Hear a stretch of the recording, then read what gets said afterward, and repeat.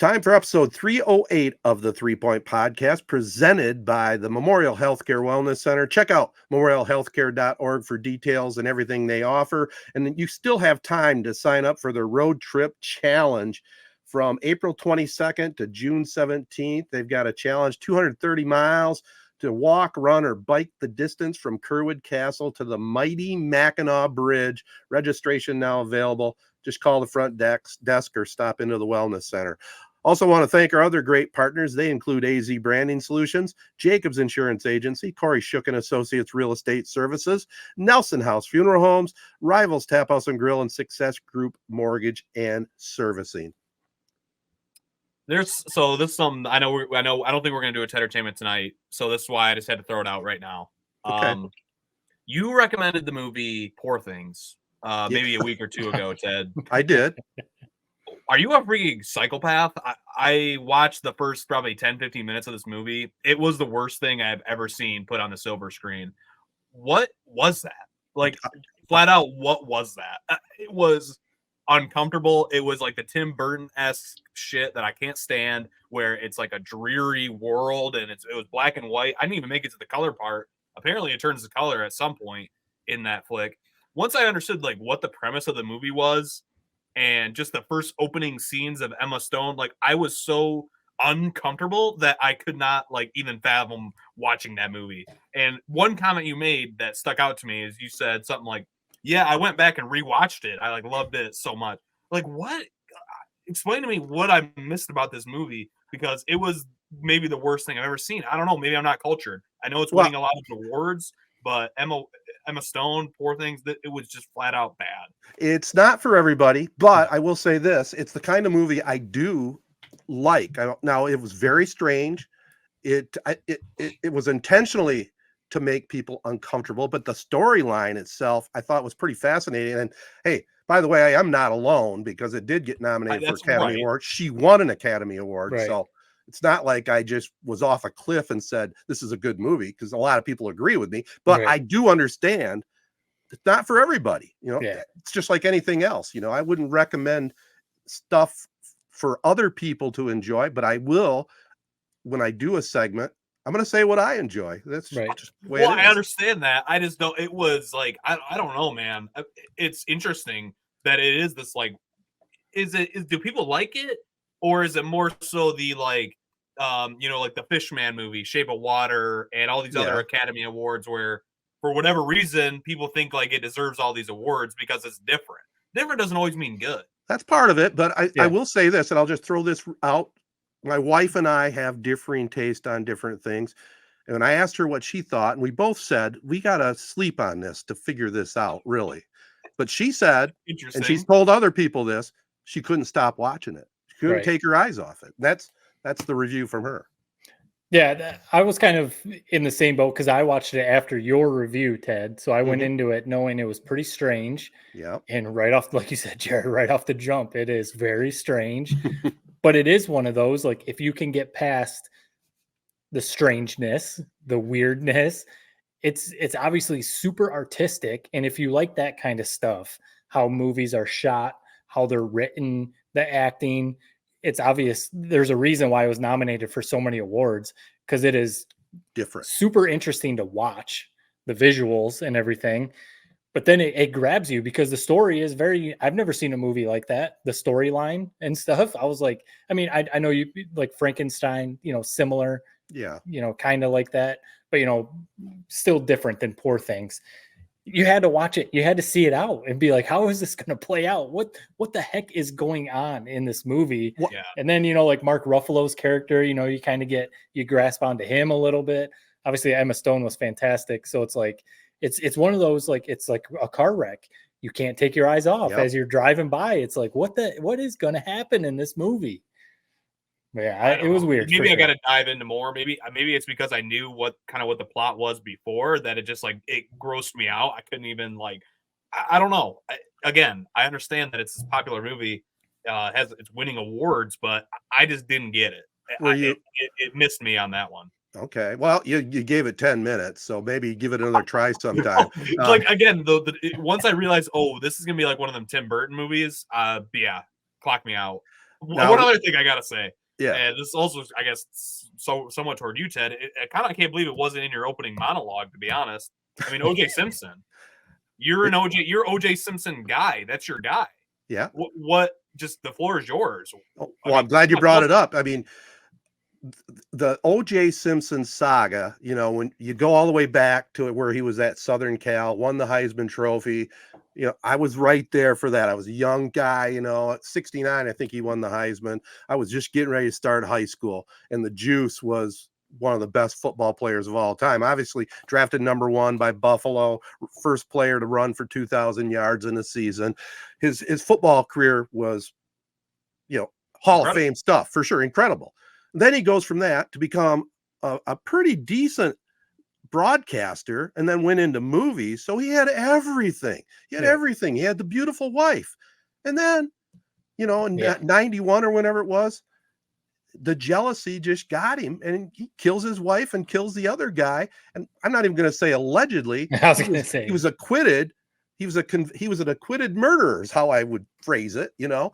So that whole OJ story was just an unbelievable, fascinating thing where it went to the car chase. And the car chase in 94 was spellbinding, man. It was like they cut away in the NBA finals to have half the screen on OJ. I mean, Matt, you work for ESPN. The ultimate documentary on OJ Simpson was what ESPN did. I mean, if you haven't seen it, Jared, check that thing out. It'll bring you up to speed on everything. But it was one of those things. It was a cultural moment.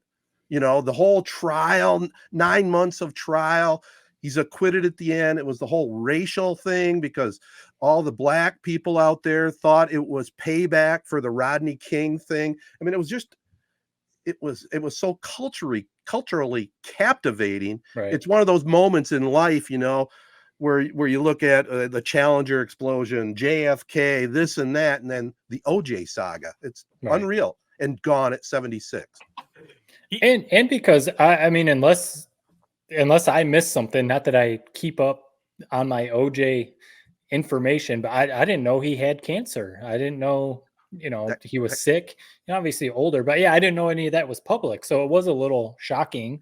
It was, you know, that's what happened. And it is, you know, everyone, I watched, you know, some of the shows after it happened, and you laid it out perfectly, Ted, but some of the people reacting to it, and it was like, I think it was Get Up. I was watching Get Up on ESPN when that news broke. And, you know, so of course they brought it up, and it's such a hard thing to like react to, because the football player, and even like you said, the actor, you know, someone said something like he played out his career exactly how a lot of professional athletes want to. Hall of Famer, Heisman Trophy, one of the best ever, transition right into broadcasting, movie star, all of that. It's like, really, like what else are you asking for as a pro athlete and then movie star? Right. And then obviously everything else that happened and what you laid out. So, you know, it's like somebody died, but you don't know how to react to it, because it's like, if you talk about the athlete, he's, you know, some people were like, he's one of my favorite football players ever. If you're talking about just a football player, loved watching him play. But then all the other stuff, it's like, seemed like a pretty terrible human being, obviously. So it's like, it's such a strange thing. But I remember vividly watching the verdict. I remember in 4th grade, my teacher, Mr. Squires, and we were walking down the hallway, one of those TVs on a cart at Elsa Meyer. And I remember we were walking down the hallway and it was on, and he stopped us, you know, a bunch of 4th graders. And he was like, wait, we got to watch this, the verdict. And, you know, a bunch of kids were standing there like, what's going on? And I just remember him glued to that TV watching it. It happened. And I just remember him storming into the room. You know, I don't know what his feelings were, but, you know, it was like he had to stop his class and watch that verdict in the middle of, you know, a bunch of 4th graders. So, you know, it's insane. It's really crazy. What's funny is this was in the day and age before social media too. And I don't have the numbers in front of me, but the amount of viewers that watched that verdict was astronomical from what I remember. You know, everybody in this country was interested in the OJ case. Now, Jared, from a guy that wasn't even around then, do you find this to be kind of comical, or how do you look at it? I guess what is interesting to me is like, like this, maybe this isn't the right word, but you seemingly liked OJ. Like, I mean, when he passed away, I got like 3 or 4 messages from people. How's Ted doing? Is Ted okay? Have you checked on Ted? Like, I don't like you mentioned how you've watched like Nelk Boys interview, which Nelk Boys are for like that's almost a younger demographic than me, who they're targeting. But yeah, OJ brought you to Nelk Boys. But it's not that I liked him, Jared. He's a fascinating character to me. Always has been, especially after he got acquitted, because you still had to watch what he was up to, I mean, here's a clown that robs people that had supposedly taken his memorabilia. He gets sent away for 9 years in prison for that, and didn't. I mean, it's just he's a fascinating guy. I'd use that term probably more than like him. Yeah, it's right. And so, like, I didn't know OJ as a football player. All I've ever known OJ as my whole life was this like crazy person who murdered a couple people. Like, so I don't have the attachment like you do, where it's like you saw his whole career pan out, and it would be the whole shock of it all. It just is a story. I hate to say it. I'm hoping it's finally in the rearview mirror. To me, it's not worth the 10 documentaries, the new TV show about it every year. Right. But there will be another one coming now that he's passed. Probably a few more of them. But I don't know. But you seem to love them, and Matt, you even seem to watch a lot of them as well. So it's like I think I just missed that. I missed it. I think it's one of those that it takes you back in time to like what it was like back then, because it would be the same as maybe an event like 9/11 will be like that. We'll always have documentaries on like what was happening in the world back then, and kids 10 years from now who weren't alive then.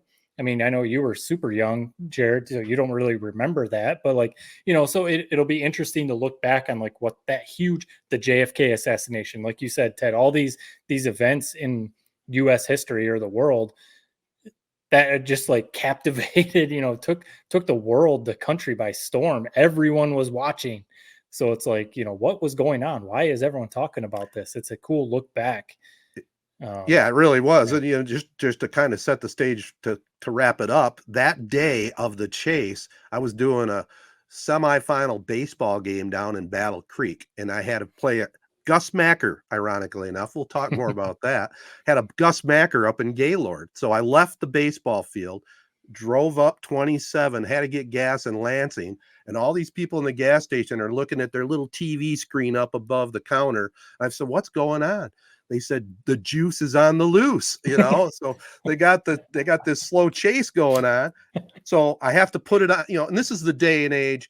You had to scan the radio to try and get some news, right? And I got the news channel on and listening to it all the way to Gaylord. And my wife and I are going, we're just fascinated by it. We're just glued to our radio. And they didn't catch him till about half hour after we got to Gaylord. So we put the TV on and got to see the finale of that day. We'll never forget it. It's crazy. It is. Apparently, I mean, no, I think it is interesting to relive that time. That everyone huddled around the little TV at the gas station is hilarious. But now there's reports that he had all of his kids sign a non-disclosure agreement. I saw that at the too. hospital. Yeah. So people are wondering, like, what did he tell them? So they're gonna find his little safety deposit box with a confession in it, or what? Oh my God, I'm OJ now. That's another documentary, Jared. That's a whole nother documentary, Jared.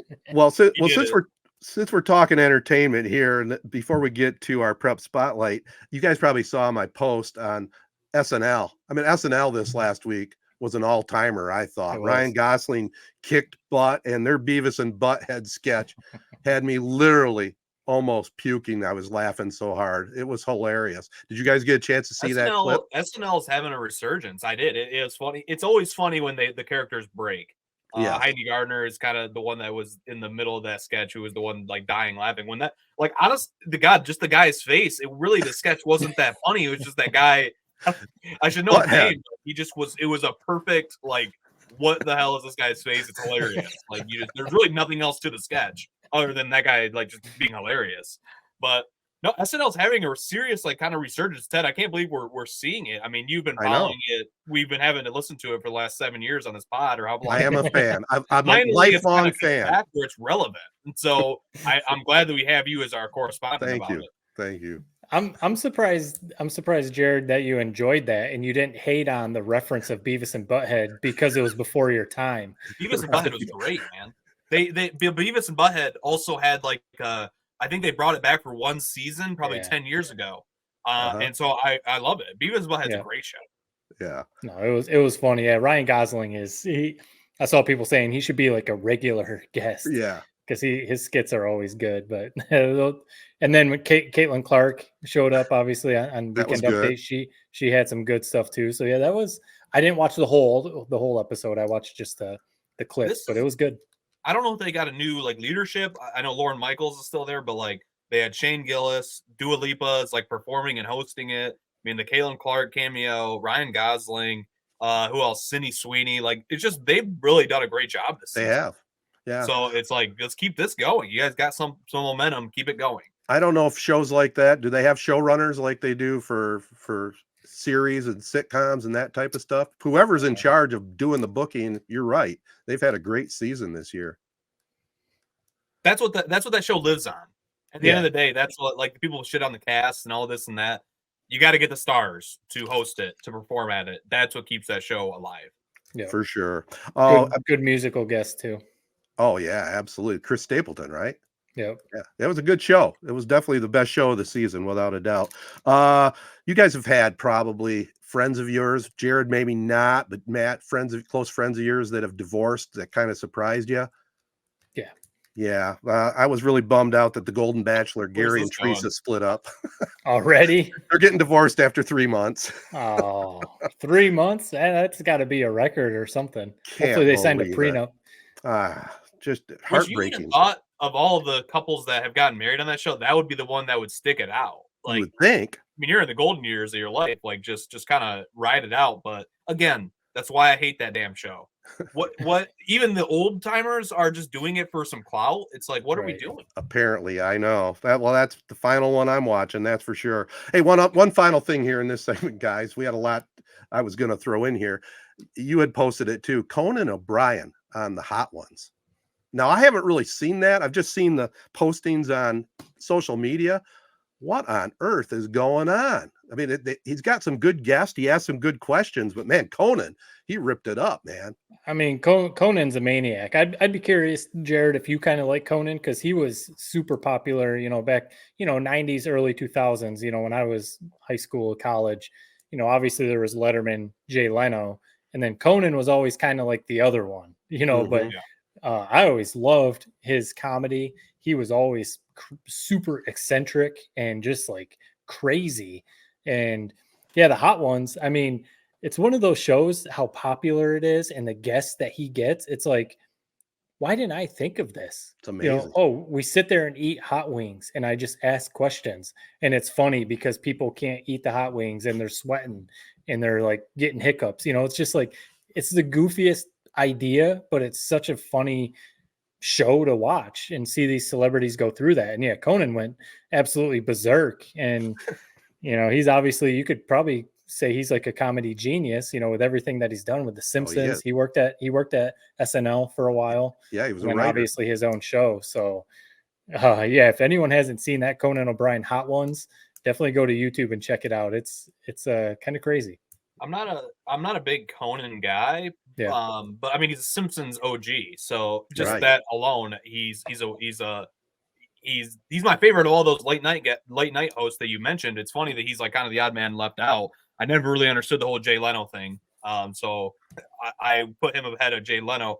The thing with the Hot Wings show or Hot Ones show, like on surface level, you think, oh, it's like these guys eating wings and, it's like they're in pain and all that. But like the thing that I think is crazy is like Sean Evans, who's like kind of the host of that. He's a freaking talented interviewer. The questions he comes up with, the research he does, like that's what makes that show go.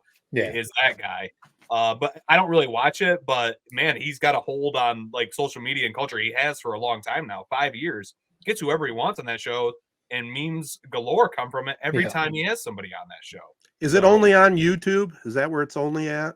I believe so. Yeah. I mean, that's the best spot to have anything, really. I mean, anybody can watch. Yeah. All right. I just want to make sure if I want to check it out some more down the road. I just been catching it on Twitter. If you went back, go to the YouTube, and you'd probably be surprised at some of the guests that he's had. Like Jared said, he's had basically everyone. Right. Yeah. Oh, look forward to it. All right, let's move on from this and get to our prep spotlight with Teddy Rydquist of the Argus Press right after this. All right, it's now time for the prep spotlight presented by Jacobs Insurance Agency, and we have a very special guest. He's a young guy, not like the guy he's replaced, Jerome Murphy. And we had a nice chat with Murph last year, but we're speaking with Teddy Rydquist of the Argus Press, their new sports reporter. And I've read some of your stuff, Teddy, and I really enjoy what I'm reading. It's a daunting task to cover all the schools in our area and all the different sports. So I know you got a lot on your plate, so we appreciate the time. Now, first question I have for you, are you a Teddy or are you a Theodore? Uh-oh. My legal first name is actually just Ted, just 3 letters, T-E-D. But Okay. yeah, I've just gone by either Ted or Teddy most of my life. So yeah, I mean, a lot of people would think Theodore, but it's actually just Ted. Yep, I'm a Theodore, but I answered to the Teddy from my mom till she was 92 years old. So That's right. So, Teddy, do you think at some point you'll change your? I'm always interested with this, kind of similar to the Johnny and the John thing. My brother recently went from being called Johnny to John. Do you think at some point you'll go from Teddy to Ted, or are you Teddy for the long haul? That's a good question. I think at this point I'm probably Teddy for the long haul. I mean, unless maybe something professionally work related where it made sense to change it. But at this point, I think I'm on board with being Teddy.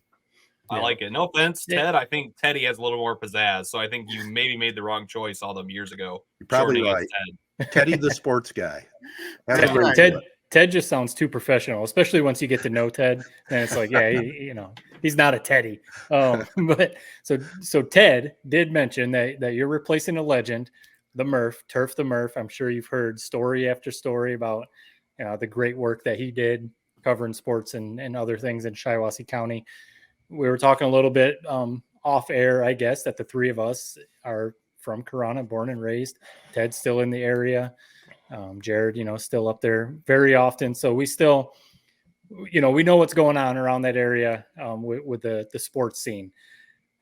How does it feel? Not saying you're an outsider, but you're not born and raised in Corona or Wausau or whatever, and you're taking over for a legend. How does it feel coming in there, trying to learn the schools, the coaches, the traditions, some of the big matchups and stuff like that? Is it a little overwhelming, or are you just kind of taking it all in stride?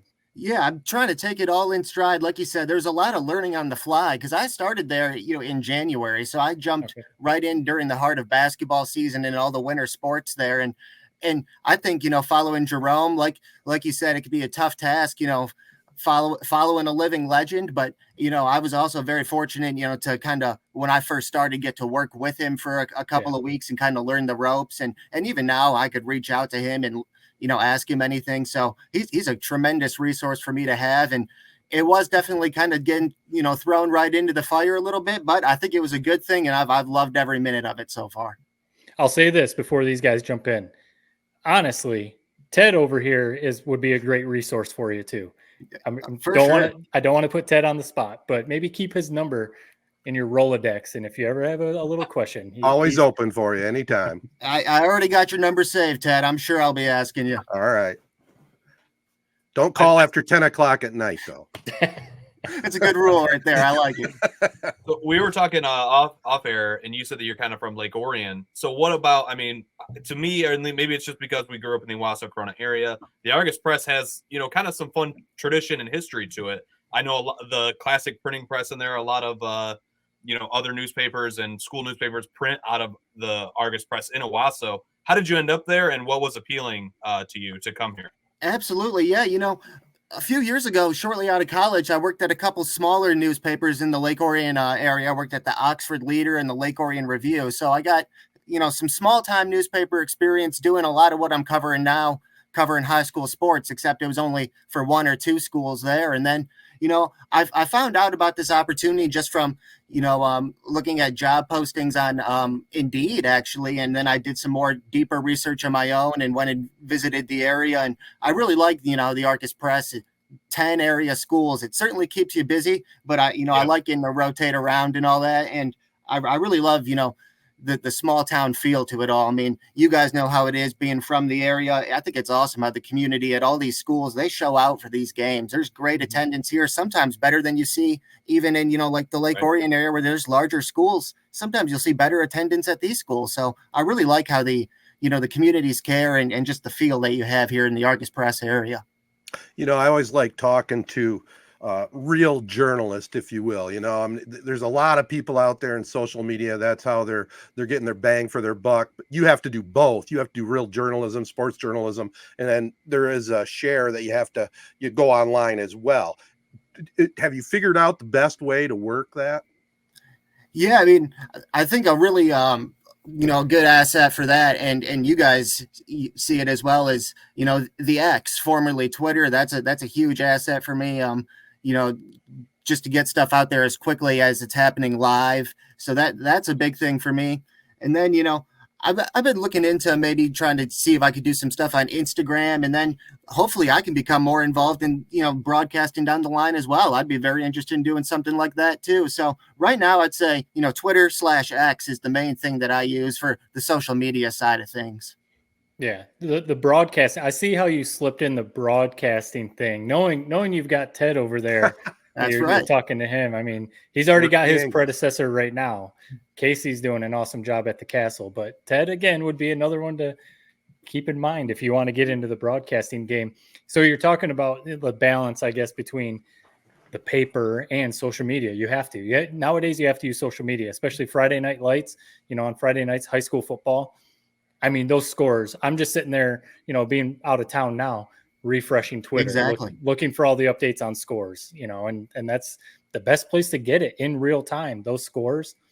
But there is something still cool about the newspaper. I mean, we all remember getting an actual newspaper, seeing those headlines. If you were fortunate enough to get your picture on the front page or your name in the write-up, there is still something really cool about an actual newspaper.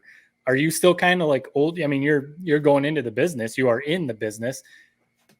Do you still like that, that side of it? You still have, an appreciation for the actual newspaper, or kind of, are you looking to move on doing something else? 100% I do. Yeah.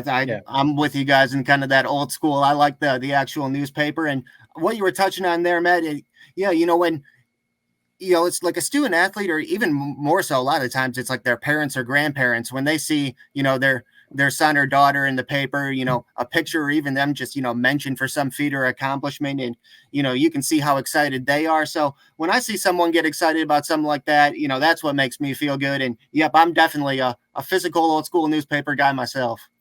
We can tell from behind you, you got a couple of great newspapers right there with the Kirk Gibson Great and the Not Bad Boys. Here's a wild question. What goes into writing a good headline? That is a good question.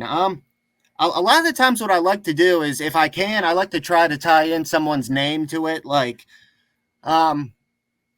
If just kind of to do a little play on words, like if their last name is Cruz or something like that. So I like to try to just get a little creative with it. But also my boss at the Argus Press, Aaron Bodis, he helps me out with those headlines, and he's been a terrific guy to work for. I like Aaron a lot. Yeah. Teddy, for our listeners out there, we have a lot focused right here in mid-Michigan. Obviously, this is kind of get to know the new guy, Teddy. Tell us a little bit about your background, where you went collegiately, getting to the Argus. You mentioned about a couple of newspapers you worked at, but what about your education? Yeah, absolutely. Graduated from Lake Orion High School back in 2014, so a decade ago now. And then I went to Bowling Green State University in Bowling Green, Ohio, a MAC school. And I studied sport management there, and that was great. And I graduated from there in 2019. And so, although I wasn't in journalism or broadcasting directly, it was a sports related field. And then a lot of my journalism was just self-taught. Something I was interested in, and started off just going out and covering local high school events. And I think a big part in getting to where I was today was starting off at the Lake Orion Review and the Oxford Leader newspapers there. And then, I got a job from there at Lake Orion High School working for the AD. And then that led me to where my most recent job at Oakland University, where I was working as an SID there, but, unfortunately got let go just because of some financial situations. But and then that was what led me to begin my job search and brought me to the Argus Press here. So it was something that I wasn't quite expecting. It was kind of a roundabout journey, but I'm really happy where I ended up. I mean, You mentioned how sometimes you were thrown in sometimes the that's fire. how it goes. No, go ahead, Right. Jared. I was going to say that sometimes that's just how it goes. That's how it goes sometimes. Yeah. So you mentioned kind of being thrown into the fire a little bit. What was the first really kind of hard lessons you learned with being kind of not necessarily a beat reporter, but kind of the head sports reporter at the Argus Press? Yeah, I mean, that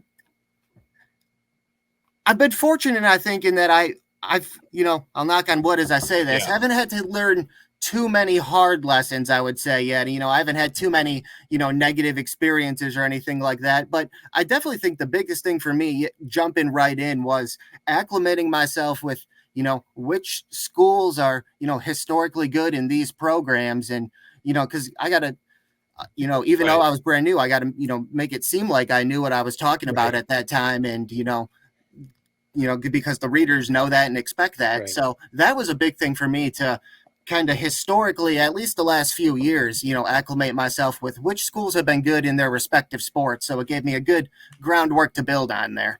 Yeah. Yeah. I mean, again, we're biased. We love the area, especially our Corona Cavaliers, but we love all the area schools and all their traditions.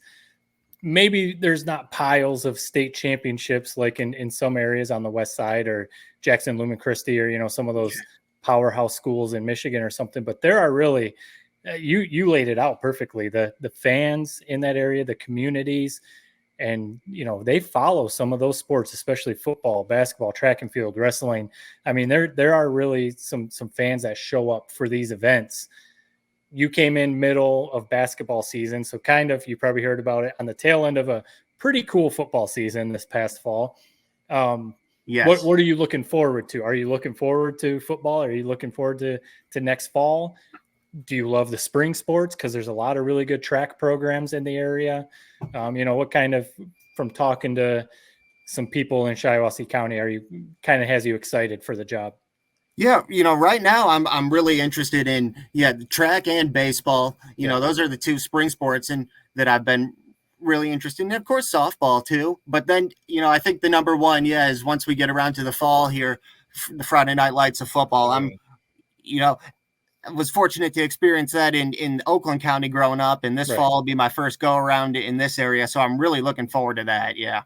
Well, just so you know, go ahead. Sorry, Ted. Just so you know, Argus Press always did a great high school football preview that helped Ted a lot for his radio broadcast. It really gave Ted the inside info for those area teams.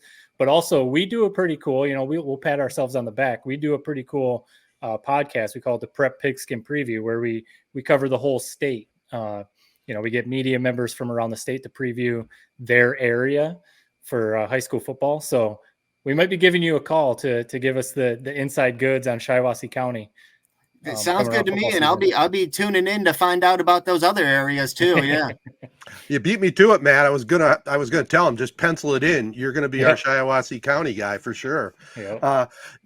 Teddy, you did miss the football season, like Matt said, but it was a pretty interesting basketball season with the storylines of Chesaning and Langsburg undefeated going into March Madness. Langsburg was the last team standing in our area, losing to Lumen Christi, but that had to be a little bit of a highlight, probably your early highlight in your career at the Argus, huh? Covering those teams. Yeah, they'll probably always have that special place in the back of my mind that, when I first started, these were the first two really good basketball teams I covered, Langsburg and Chesaning. And it was awesome that they played in that regional semifinal game, that they were both 24-0 going into. And, for Langsburg, of course, it was their second year in a row being undefeated in the regular season. And Chesaning, this was maybe the best season they've ever had, their first district title in almost 30 years. So that was a great game. Xander Woodruff, of course, was a little too much for Chesaning, but then they ran into one of those schools we talked about, Jackson Lumen Christi, in the regional championship game there. But another terrific season for Langsburg, and I'm very excited to see what Xander Woodruff does in college, because I think he's a heck of a player. What did I see? He committed to LCC to play basketball at Lansing Community. I'll be honest, I didn't know they had a basketball program. I knew they had baseball and some other sports, but that's a great opportunity for them. Yeah, they got Yeah, and then hopefully a year or two down the road, maybe go to a Division II school or something, and show after showing that he can play at LCC. I definitely think he's capable of it. One last question for me, Teddy. So you mentioned kind of how you went through the archives of the local schools and teams in this area. On what page did you read about Ted's interception record, or have you not made it to that page yet? Did you get it in the mail? I sent it to first page. That was we I think that's going to be on the first page probably forever. We just won't move it. Yeah, if you don't know nothing about this area, if you don't know that he owns that record, what is it? 10 interceptions in one season? Something like that. Don't say exact number, exactly what happened, what game. But yeah, so all right, yeah, I figured you knew about that. I just wanted to make sure you were brushed up on your Corona football knowledge. Ted, and if that was today, you'd be a 4 or 5 star recruit probably. I know. I got one phone call from a college, and my mom answered the phone. I was out partying or something and never returned the call. all jokes aside, it is pretty impressive that record still stands. Yeah, it is. I'll take it. 50 years, baby. Right. It's going to take a heck of a performance from someone to beat it. It might be safe for a while. Oh my God. It's turned into the Ted Fattel interception show. That's right. Let's move on. I will say this, Teddy. I do really enjoy your articles that I've read. You do a nice job. It's not the easiest job in the world. I mean, when you get to football season and basketball season again, you spend a lot of late nights recapping games. Probably one of the biggest headaches when coaches don't report to you. I'm sure you've run into that, right? Yep. I would agree. That's probably the hardest part. The most difficult thing is just when you can't get a response, you can't get information, because it's like, even if it is, if a team's on the losing end or something, or if a coach, isn't thrilled about it, at least they're, talking and giving you something. So that, that's, like I said earlier, I've been fortunate in that I really haven't had too many negative experiences. Most of these coaches and student athletes have been great. So, but yeah, a lot of late nights, particularly like, Friday nights, when, you just about every school in the area is going to be in action in, football or basketball, whatever season may be, but love every minute of it. Wouldn't trade it for anything. That's cool. Well, we look forward to catching up with you down the road. This has been a fun convo. And before we sign off and let you go again, tell our listeners best way to catch up with you on Twitter, and obviously pick up the latest Argus Press, right? That's right. You pick up the latest Argus Press. You'll see my articles in there almost every day. And then on Twitter, it's at Teddy Rydquist 88, at my name and then the number 88. So I appreciate it, guys. All right, Teddy. Thanks, man. Yeah, thank you. Jacobs Insurance Agency has served Shiawassee County and the surrounding areas since 1977. Just like 3 Point Podcast, we've had 3 generations: Gary Jacobs Sr., Gary Jacobs II, Brian Jacobs, and myself, Noah Jacobs, serving our community with offices in Waterford and Owasso on M21, just west of Home Depot. Stop in or go online to jacobsinsurance.com to get a quote or get your questions answered by our team. Jacobs Insurance is a proud supporter of our local schools and the proud sponsor of the Prep Spotlight. Insure everything, local, independent, and trusted. It's our family working together to protect yours. That's the Jacobs way. Hey, that was good stuff from Teddy. Definitely read his stuff in the Argus Press. And where I get most of my Prep Spotlight stuff is from the Argus Press. So quickly taking a look at baseball. Owasso down Brandon 5-0 after a complete game shutout by Hayden Smith. Corona's off to a slow start. They lost to Twin Bill this week to Goodrich 7-0 and 8-1. I think they'll heat it up once the weather changes. And speaking of baseball, Langsburg, Ty Randall, I think he had Tommy John surgery last year after baseball. He had a monster day in a sweep of Potterville, going 7 for 8 at the plate, 3 doubles and a homer. The Tigers could use a kid like that, couldn't they? That's hitting the ball. 5-tool athlete right there. Absolutely. And also in track and field, we were talking about it a little bit. Corona beat Lake Fenton and Goodrich in a Flint Metro triangular. Tarek Bauer won the 100 meters at 10.82 seconds, just 0.2 of a second off the school record. He also won the long jump, while twin Wyatt took home the gold in the 200 meter. The Owasso girls won a tri-meet over Clio and Brandon, as Libby Summerland won the 100 meter dash and pole vault. Get this, it's pretty good for the ladies side, 11'3" Have you guys ever tried pole vaulting just to fart around with it? I did. One of my best friends from the area, we've talked about him on the podcast, John Strine. He graduated in my class. He was a really good pole vaulter in high school, and he went to Eastern Michigan. He got a scholarship to pole vault, and so I kind of messed around with him a little bit, like, you know, him showing me some stuff or whatever. It's not as easy. Not that it looks easy, but it really takes some. You got to get it down. You don't just really got to have the upper strength. You got to have that upper strength for sure. And it's all about the momentum and the timing of everything. Like, there's a lot that goes into it. So no, that's awesome for him. It's one of those things, like, I've always like kind of grabbed the vault or the pole, I guess you would call it. But I've never had the balls to actually like vault myself up and actually give it a shot. It's pretty terrifying, to be honest. There's one thing maybe before we wrap up prep. Yeah. So you got a call from a college, and you just said, "Meh, I don't need to return their call." Like, what are those idiots? No. It's full disclosure. One of my close buddies, Randy Thayer, played at Northern Michigan. He played on that team that went from a winless team to win the national championship. And I did get a call at home. Now, keep in mind, this is before the day and age of answer machines. Right. My mom answered the phone. They didn't even leave a number, or she didn't write down the number, just said somebody from Northern Michigan called about playing football. I didn't really want to play football. I knew how brutal it can be and how tough it is, but that's pretty much the story. Northern Michigan University had showed some interest. One phone call worth. That's as far as Ted Patel's football career went. That's absolutely right. Well, when they drop you off halfway up to college to have you hitchhike the rest of the way, I mean, how brutal would you would have had a hitchhike all the way up to the UP, man. You would have never made it. I know. That would have been my training. I would have run up there. Yeah, like a Rocky style or something. I wanted to bring something up. I have something to add to Prep Spotlight. Yeah. So I've said it before. My nephews go to Perry, and they both play baseball for the Ramblers this spring. Brady is a junior. My nephew Eli's a freshman, and they don't have a JV team, so he plays varsity. But my nephew Brady is killing it. He plays outfield, and he's hitting 471 and already has 9 stolen bases. The other night, I guess they had a big comeback win over Stockbridge. They scored like 9 runs in the 6th inning to win. Wow. But it was a really cool moment that I wanted to share. So, really cool that they're both playing well. Brady is, he's a junior. He's really doing really, I mean, he's playing great right now for Perry. But the cool moment is, like I said, Eli is a backup catcher as a freshman, and Brady is starting to pitch a little bit, and they actually got to pitch and catch together.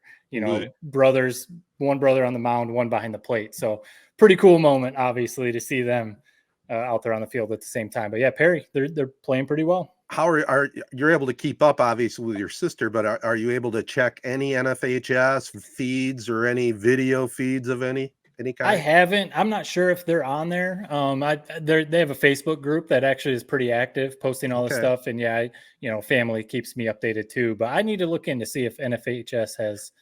I don't know if they do high school baseball, especially like for Perry. I'm not sure about that. Yeah, I did check with Corona because I was kind of interested in maybe going and maybe throwing something up on our Facebook Live, and maybe do a Corona Wasso, but they don't have an NFHS over there at the baseball field. So gotcha. It's too bad. One final thing I want to throw out there, Langsburg, they have a robotics team, and the robotics club's at the World Championships this week in Houston, Texas. So go Red Thunder. That's kind of cool. We've talked about the e-games. I haven't really seen much about that. I know Corona had an e-club, or is that what it's called? Esports. They play video games. Esports, but the robotics club World Championship, that's pretty cool. Kind of goes with the Odyssey of the Mind that we're familiar with too. You see all those signs when you enter Corona, OM World Championships. It's cool. Well, we're going to get into we won't get into it this time, but a whole other topic that we could get into sometime, maybe during the dog days of summer. The kid for Lanesburg, was it, that already had Tommy John in high school? Yeah.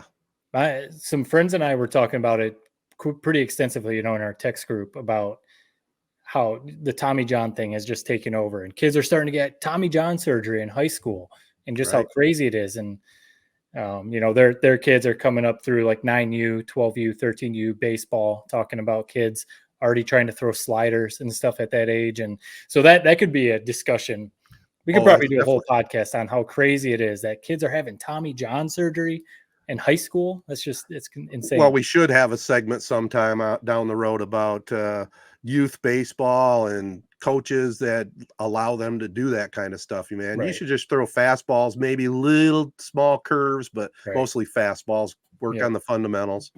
Yep, I agree. Just like Jared when he used to dominate Little League, right, Jared? I had a 6-pitch mix, man. And I had fire, so I didn't get touched. I was my own worst enemy out there on the mountain, man. If I could throw it in the strike zone, I couldn't get touched. But Was it yeah. There was a story, or was it you missed the game-winning free throw, or there was a story that like you gave up the game-winning grand slam or I had something? a few blunders. So I had a Chris Webber moment in basketball one time that we were in sudden death overtime. I called a timeout when we didn't have any timeouts. Kid, because it was sudden death and it was a technical, went to the free throw line, buried it. We lost. That was brutal. And then the championship game. This is what I'm talking about. Is I went the entire season. I don't think I allowed to run the entire year. And then championship game, I don't know what it was. I just the pressure, whatever it was, got to me. Walked everybody around the bases, the old carousel, as they call it in youth baseball, and lost it for our team. So yeah, that was the last time I ever set foot on a baseball field. Never recovered. Never recovered. That was when I kind of realized this shit's for the birds, man. I don't know why I'm even out here playing this. Kind of a quitter's mentality, but I don't really regret it. All right. Well, we'll leave the prep spotlight right there with that scintillating story by Jared, and we'll be right back with more right after this. All right, guys, we're a little late on this, but last weekend, the Masters, Scotty Scheffler, he seems to be the dominant factor now in pro golf. Thoughts on the Masters? I know I did see the ratings were way down, and I don't know if it's because it really wasn't much of a challenge, coming down the stretch, or what the reason is, or the whole live thing. Thoughts on that? I don't know. I mean, I'd be curious to hear what Jared has to say, because I'm more of the casual viewer. I'll watch the Masters all 4 days and some of the other big ones, but I think really I don't think that the live is really like tearing it apart like some people think. I personally, I don't think it is, because even the guys that went over to the live, they're still playing in the Masters and some of the the majors. So I don't think that's really playing into it. I just don't think the names are that. Scotty Scheffler is playing incredible. I mean, like Tiger Woods level incredible, but he's not that exciting of a guy. He's not Rory McIlroy when he was really killing, obviously Tiger Woods and even Phil Mickelson, I just don't think there's characters in the game right now to really make people tune in. That's all I really think it is, because the diehard golf people still watch. Mm-hmm. But if you're going to get all the casual people to sit there all day on a Sunday and watch Scotty Scheffler and Morikawa, go down the stretch, it's kind of like, I'll check the highlights when it's done. And I don't know what you do to fix it. You just got to hope that another Tiger Woods comes on, or there's got to be like a rivalry, there for a little bit. Jared, what it was, Brooks Koepka and Bryson DeChambeau were really starting to look like they were going to have a rivalry, but now they're like buddies. And yeah, I think that was manufactured. Like, I don't even know if that was a real rivalry. Like, looking back on it, like you said, it's like they're buddies a week later. It's like, how much of a rivalry really was it? Yeah, it's tough. I don't know. Scheffler's boring. I'd say I like Scheffler. I really like him. Like, it's just kind of a bummer about it. But the ratings don't lie. He's boring. Also, the thing is, like, really since Masters in 2019, these been kind of blowouts. Like, it was, close at the start of Sunday, but by the time I flipped it on with, 5 holes, 6 holes left to play, he's up by 4 strokes. Right. Coasting to victory. It was kind of a dud of a weekend, I felt. I mean, Mahoma, it was a stacked leaderboard for a second there, but again, the characters who I like on the tour, DeChambeau, people love him, they hate him. Mickelson, obviously Tiger, even if he's shooting 80 balls, we're seeing every single shot he takes because people care about him. There just isn't that guy right now. Yeah. I don't know if there will be. I think, honestly, what will really be that kind of pinnacle moment, Rory ever wins again. I mean, it's been 10 years. If he gets over the hump in a major, a Masters, whatever, I think that'll be like one of the highest rated events that we'll see for a long, long time. But it's just we're lost. The game of golf is lost. The Masters is always awesome, but at the end of the day, we need a close freaking tournament. Give us something with 3 holes to play, 2 guys tied, and give us some actual drama. This basically putting the jacket on with 5 holes to play every year, what seems like it's been every year other than Bubba Watson 10 years ago in Tiger's year. It's like every year this thing is determined by the time I'm even tuning it on. So it's like it was kind of a dud. Yeah, you're right. I mean, that's what we tune in for. I mean, we love the setting. We love what the Masters is all about. But if you don't have any drama at the end of a golf tournament, it is a dud. That's just how it is. Heck, I tuned in to watch Tiger. He made the cut, so it was kind of cool to see that. And my thing is being a broadcaster. Vern Lundquist, right, calling it quits after 40 years. Class act, one of the best broadcasters of all time, and just has that soothing Masters voice. Gotta love it. Him and Jim Nantz are perfect for the Masters. They sure are. Did you notice that they kind of like effed up his send off though? You couldn't even hear what he said. It was like the music was blaring. You couldn't even hear Vern's sign off. He probably, because he was choked up, probably kind of whispered it almost. But as I saw it, I was like, well, that's not good. It's like we didn't even hear what the hell he said. But honestly, what stole the tournament for me was Neil Shipley, low amateur. Just a character. So he finds out he's golfing with Tiger on Sunday. He's got a caddy that's like 20 years old, like his buddy in high school. And basically what happened was that after he plays his round with Tiger, they ask him like, "Oh, Tiger handed you a note on like one of the fairways." He looked to his left as if he just saw like the devil standing over his shoulder and said, "Oh, that didn't happen." Fast forward to, when they're in the cabin for the jacket ceremony, which is one of the most awkward 5 minutes on TV every year. John Rahm looked like he wanted to kill himself, and Neil Shipley looked like he was like in witness protection or something. Like he looked like he was paranoid out of his mind when they asked him a question. Jim Nantz even had a funny comment after Neil Shipley answered his one question, like, "Man, you're acing all the tests here at Augusta," because his answer was essentially something like, "Man, what a great tournament. Thank you, chairman, whatever his name is. Like, this is such a great tournament. I hope to be back again one day." So I thought he was kind of the best storyline of the entire tournament. It really wasn't even much of a storyline. Like the shine is kind of rubbed off on that guy because he's gone up Pat McAfee now, and it's like now you're just realizing, oh, he's not really that weird. It was really just he was like kind of super duper nervous. So just a bad Masters.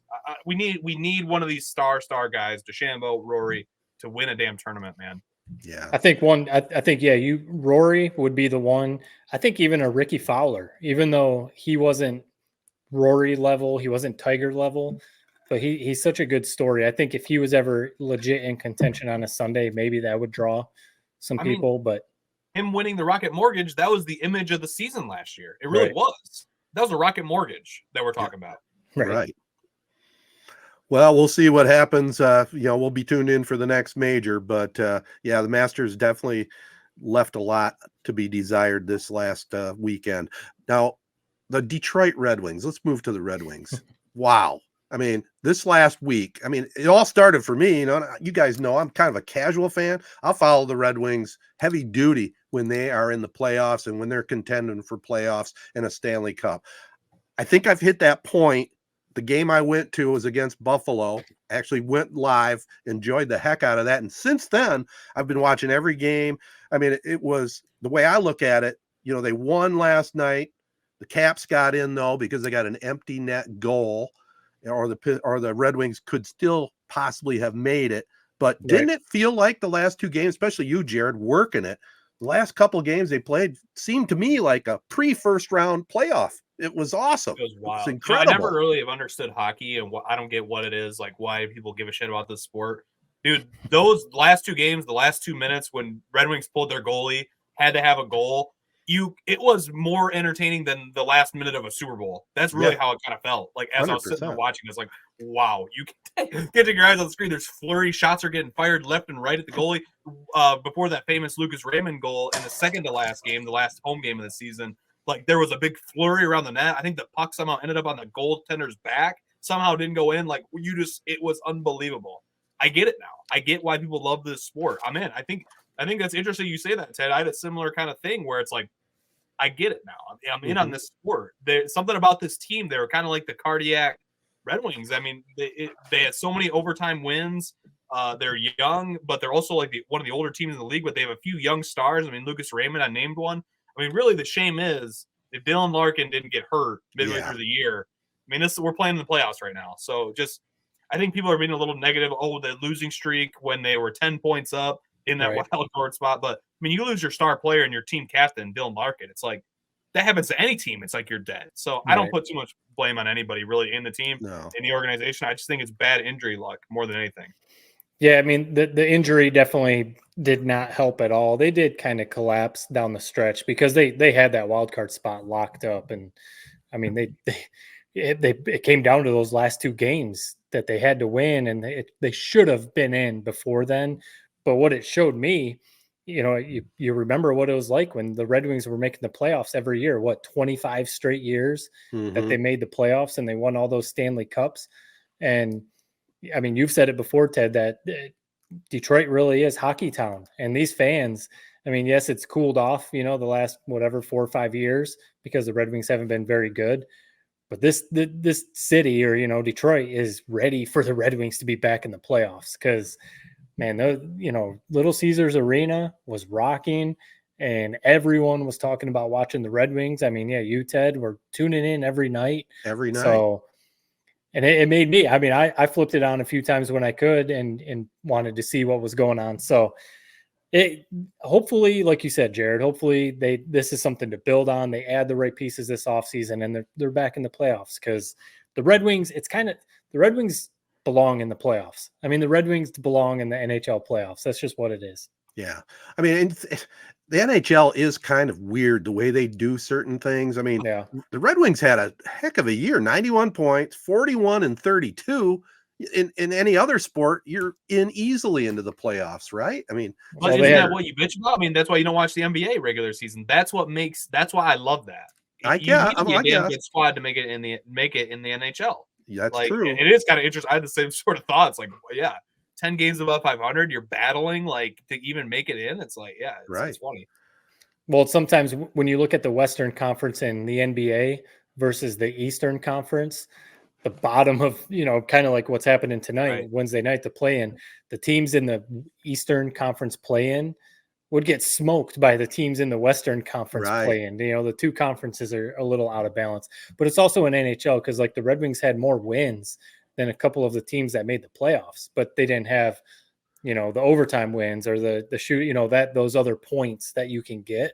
So it is a little weird in that sense, but they don't have anyone to blame but themselves. I mean, they should have been in the playoffs. Yeah. Well, I will say this, though, on a positive note, those last 2 games, I mean, when they had to get it done, they figured out a way to do it. Even in the shootout, Kane scores the goal last night.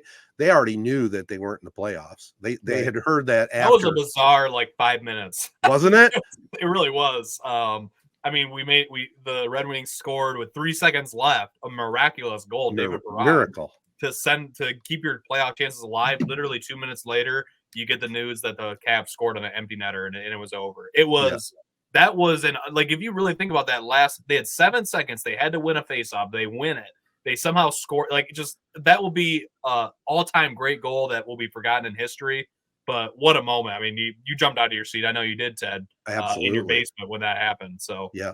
No doubt about it. And, we sometimes get into inside baseball on your guys' jobs, with ESPN and Bally Sports. I know you were working the game, Jared. I mean, what was the thought process first when he scored the goal and then the downer when you realized the Caps won? It was, like I said, it literally was it was like they happened at the same time. It felt like it was unbelievable. I mean, people are jumping out of their chairs going nuts. That's when you realize, at the end of the day, people working these games, it's like they're fans, and I still have a job to do. But if you didn't jump out of your seat with 3 seconds left, they make that goal. It's like you don't have a pulse. It's like I don't care what job you're doing. That was the craziest thing I've seen in sports in a long, long time. Just a bummer that it kind of was taken away so quickly. Maybe if they could have waited to pull their goalie a couple extra minutes, you could have won that game. Then had the whole shootout goal, and you have even bigger kind of burst of energy, and then maybe a few minutes after that would have been nice. To have your season dash, but was what it was. I mean, that 10, 20 seconds of pure adrenaline, you can't replicate that really in any sport, to be honest. For sure. It reminds you of playoff hockey is probably the most stressful sport. Maybe playoff baseball, because every pitch you're living and dying on every pitch.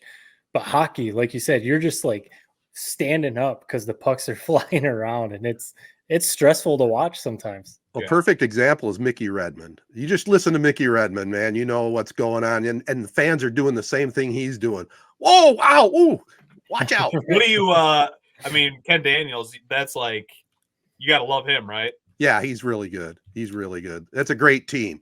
But I just really have a spot in my heart for Mick, though. He calls it like he sees it. You know, he's an old time Canadian, and you just got to love the way he broadcasts. The way it's impressive. Like, I don't know shit about hockey, but like when they score a goal and he like will draw it, illustrate it, like how this happened, why they score. It's like, it's impressive. Yeah. They are an iconic team. Really, no other way to put it.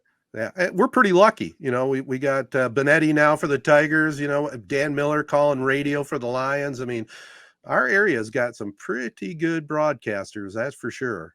Dickerson too. Cal on the radio side for the Red Wings. Yeah, we're pretty blessed. And speaking of the Tigers, let's wrap this podcast up with, they lost today to the Rangers 5-4. They'll start a set with the Twins on Friday, but they're still in the middle of things in the Central. But Matt, you've talked about it. It's no secret. Right now, they got to figure out a way to get some hits and drive in some runs, because they're getting it okay on the mound, but man, they got to figure it out at the plate. I mean, at some point, the bats either have to wake up or the season's just going to fall apart, because the pitching's been good. They're getting good starts. Their bullpen is solid. So, you're getting what you need, or, what you want out of your pitching. But I mean, when as a team, they're basically hitting like 220, when, your two bats that, Riley Green and Torkelson are supposed to be the guys that are carrying this offense, they're barely hitting just over 200. They're not driving in any runs. They're in the bottom of the league in home runs and slugging and everything. I mean, basically every offensive category, they're in the bottom 5 or so of the whole major leagues, not just the AL. So I don't know what it is. We've said AJ Hinch this isn't like a hot take by us. AJ Hinch is one of the best managers in baseball. That roster is bad though.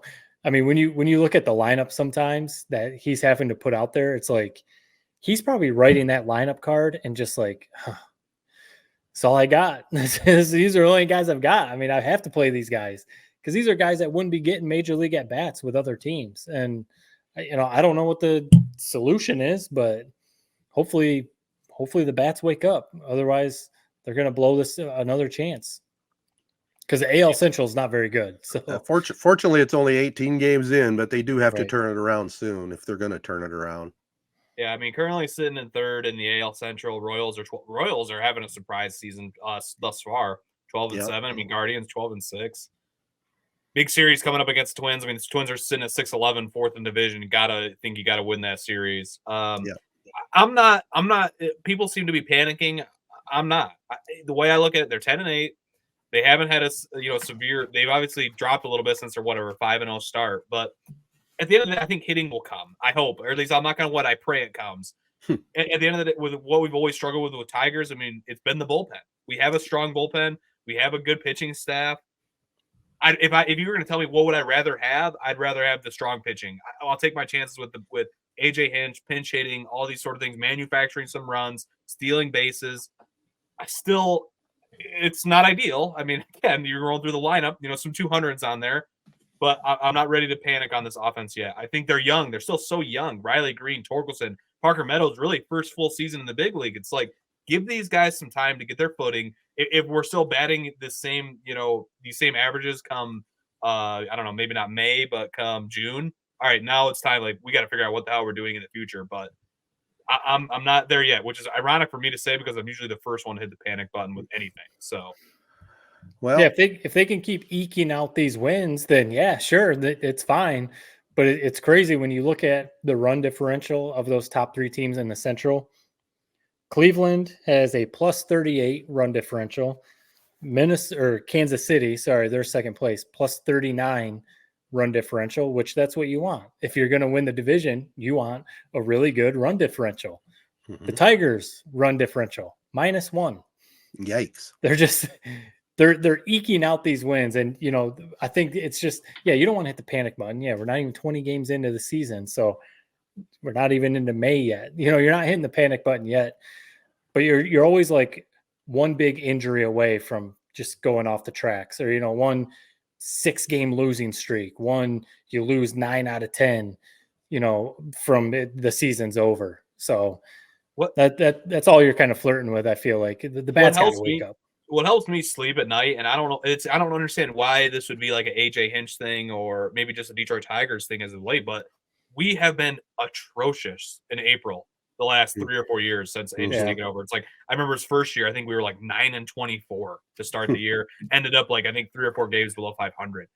So just if you view it from that perspective, where it's like, we talk about how great of a manager is, so you think a team managed by him, like they're going to get progressively better throughout the year. So they're at their worst stage right now in April, and they're 10-8, still very much in this AL Central race. So if let's just hope that trend where they really pick it up outside of April, let's just hope that stays true, and we'll be coasting to victory in the AL Central by the end of the year. So we're with your thought process. Let's hope Hopefully. it comes true. Yeah. Hey, if anything, kind of like what you said, the series coming up against the Twins, handle your business against teams in the Central. Yeah. And exactly. Hey, let the rest play out the way it is. If you can stay in contention in the Central, then who cares?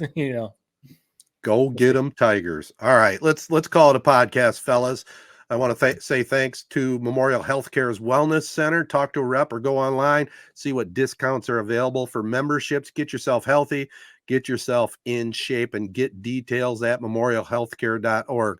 Also want to thank our partners, AZee Branding Solutions, Jacobs Insurance Agency, Kori Shook and Associates Real Estate Services.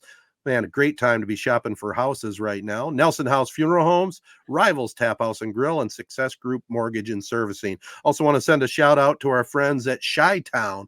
They'll be up at the West Town Theater in Bay City Saturday, 4/20. Get those gummies in line. Peace and love, everybody, and have a good week, and we'll talk to you next time. By the way, a little preview. Might be talking a little Gus Macker basketball next week, right? Yep. All right, Looking just a little forward to that tease one. for you. See you, everybody.